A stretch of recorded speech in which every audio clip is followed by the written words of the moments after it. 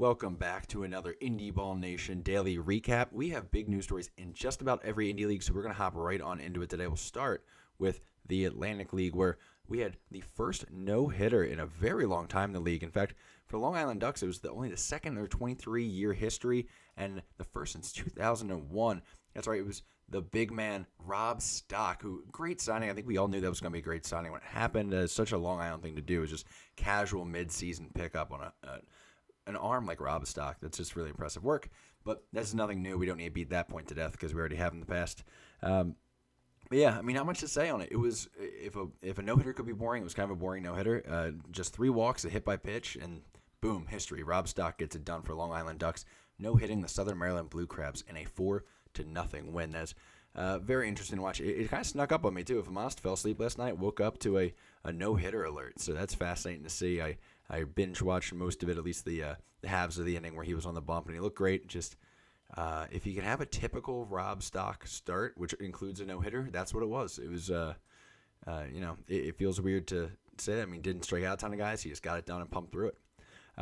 Around the league, though, we had another big series. We had High Point and Gastonia, which has really become quite a rivalry now. I mean, going back to the playoff series last year, going back to essentially what was a first-half playoff game, a one-game playoff to end the first half this year. So a lot of eyes on this game. The Rockers entered having won 4 straight, including a weekend sweep of Lexington. Gastonia entered the series after taking 2 of 3 from Staten Island.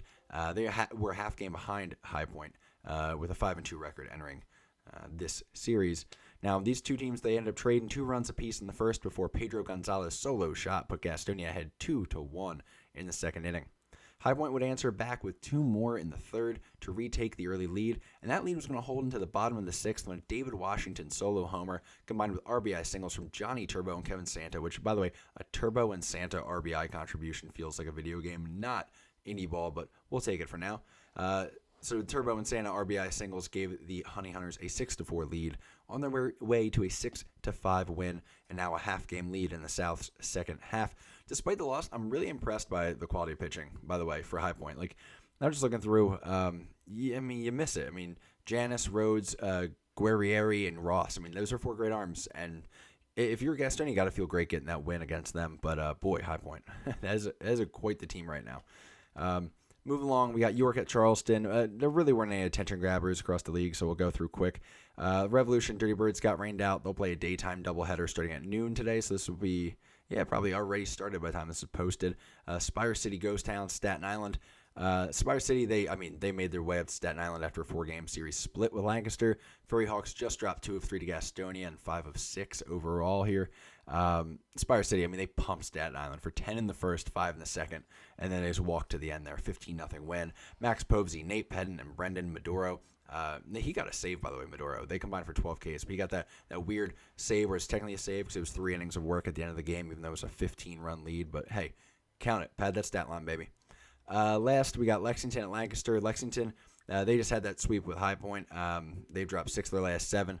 Lancaster entered with a slim lead atop the North Division in the second half's early going. Lancaster jumped on Lexington early for a 5-run first on their way to a 9-3 win. LeKind, he has a great solid outing. That's how he does things. He improves to 5-2 on the year. Let's hop to the Frontier League, where the big story is league president Eric Krupa is stepping down effective immediately from the press release. The Frontier League announced today that President Eric Krupa will be stepping down from his post effective immediately to accept the position of Chief Operating Officer with Ryan Sanders Baseball, which operates the Round Rock Express and is also co-owner of the San Antonio Missions. That's obviously a big story. It's interesting to see that as an effective immediately move, and they don't have anyone lined up. No real transition period. Who knows how long ago they knew about this, but it does feel like,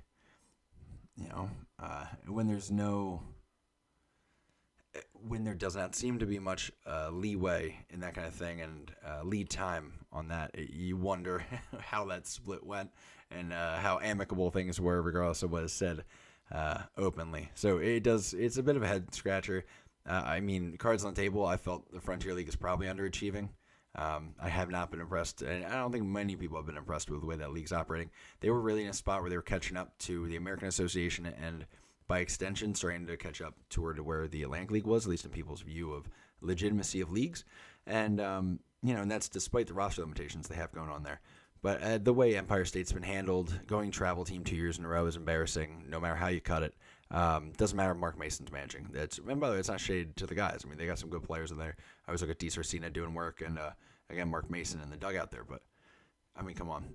You can't have a travel team going on right now. You're one of the top indie leagues out there. You're supposed to be a legitimate option for somebody who has an actual shot to get back to the show or get up to the show sometime. So that's not really helping anybody.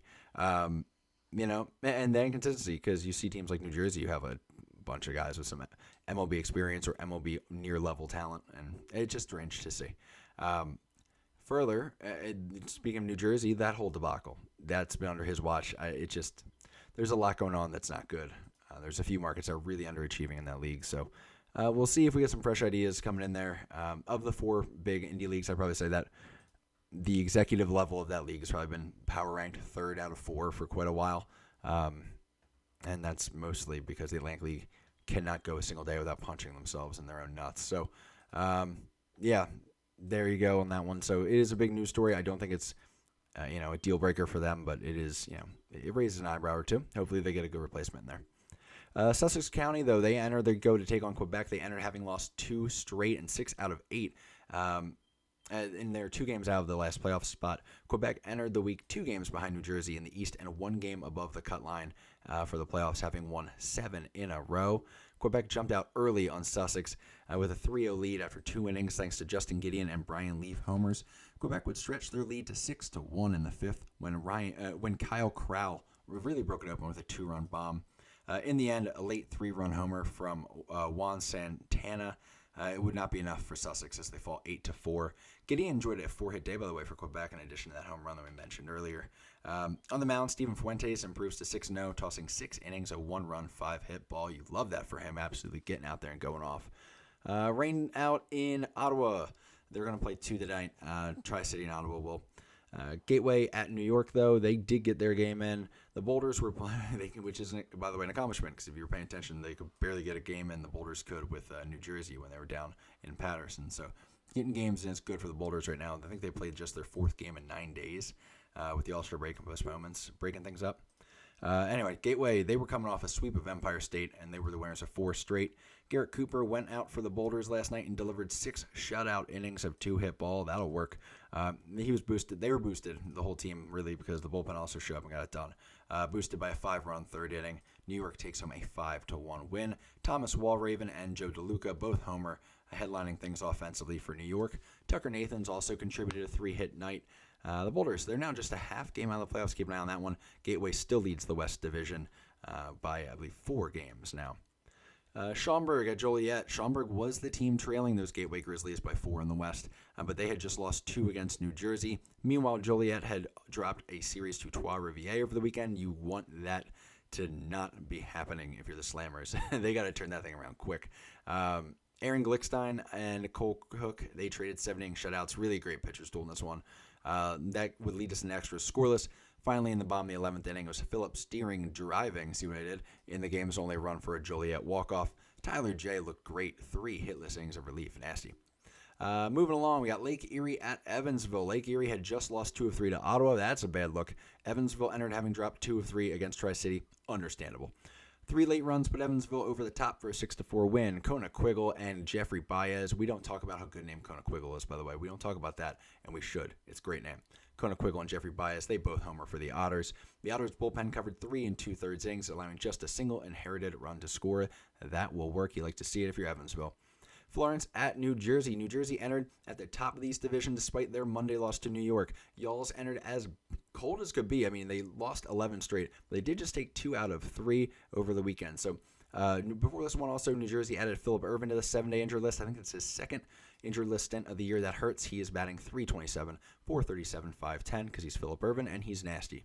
Florence kept the recent momentum going, knocking off New Jersey, dropped 7 early runs on their way to a 9-7 win.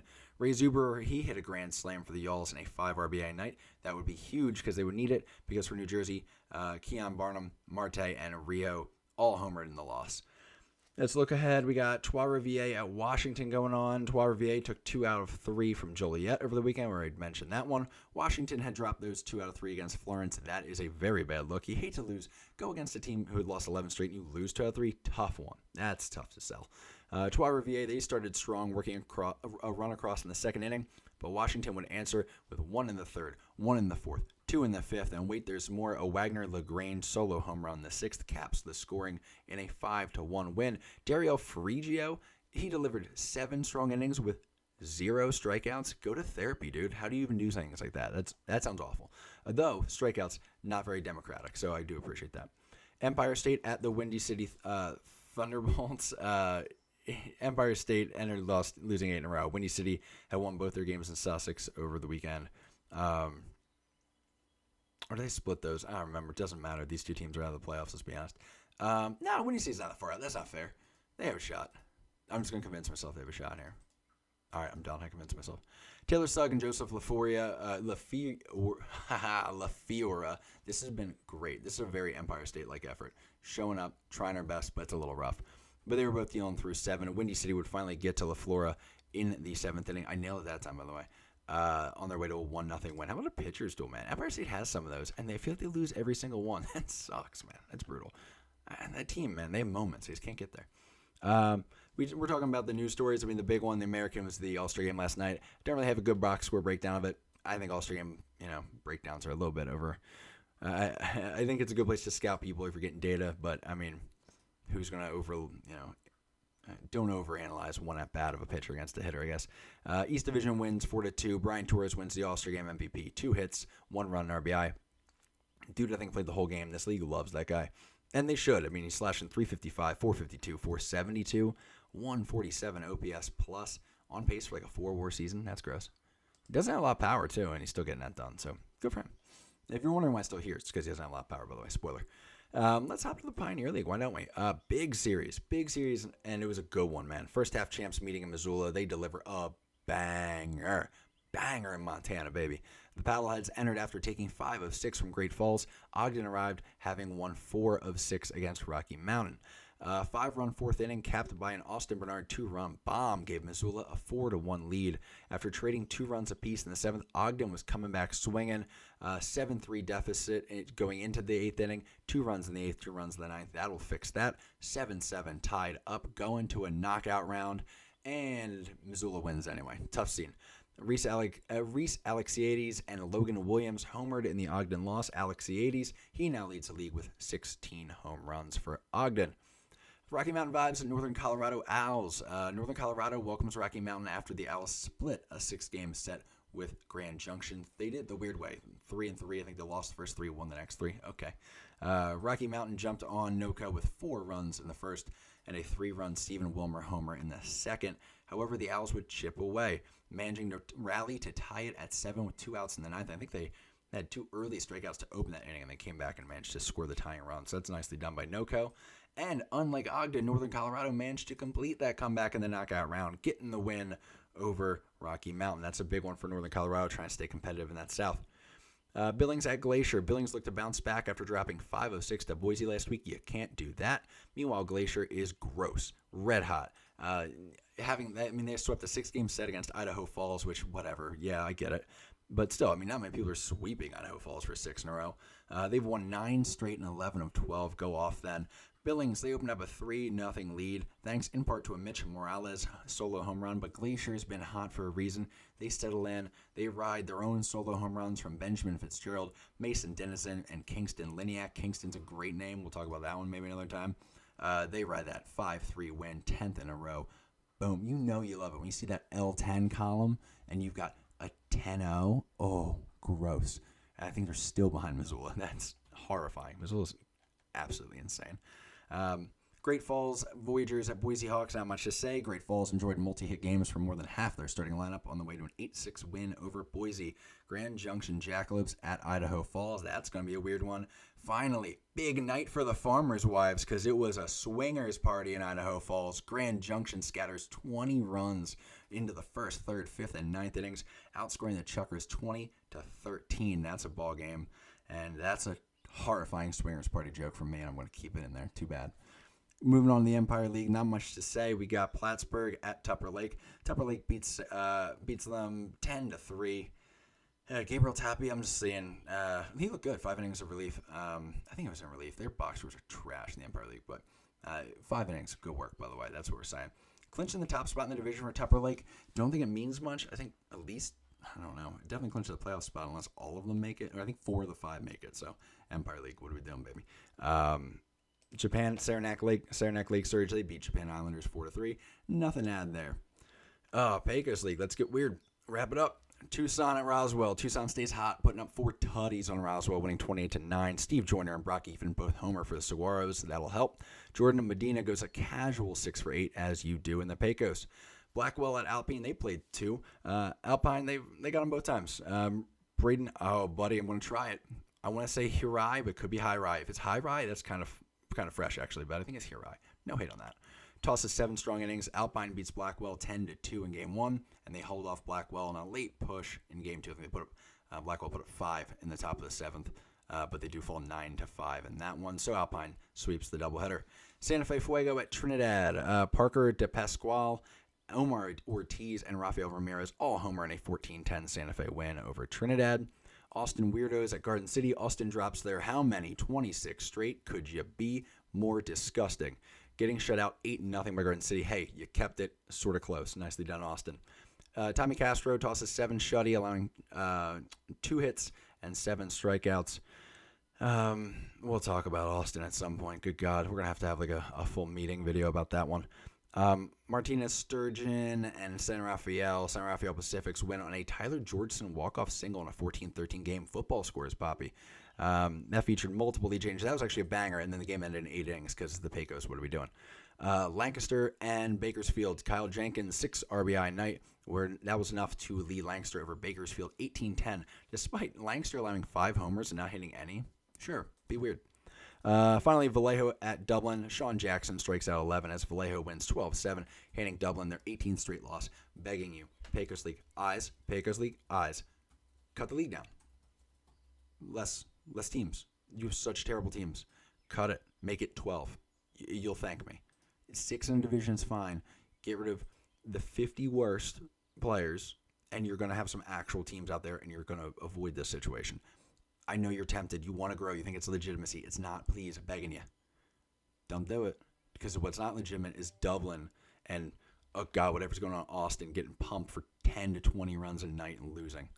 What are we doing? Beyond that, I'm Ryan from my LPB. No, Indy Ball Nation. What's my brand anymore? Indy Ball Nation? Yeah, that works. Check that. Indy Ball Nation YouTube. Subscribe if you'd like. I don't know if I would. Follow it on Instagram, Twitter, whatever else the case may be. Got a good video up, YouTube exclusive, of Nick and I on Indy Ball. After Indy Ball Report, we hung around and took 15 minutes to try to rank every recent Indy Ball rebrand / new brand. And it was a good time. We did not get it done in 15, but we came close. Let us know if you agree or disagree. Until then, I'm Ryan from Indy Ball Nation. Got to put that in the notes from now on. Y'all have a good one. I may not have a lot, but I love what I got. A 4x4 and a good fishing spot. I hope this time my card won't decline.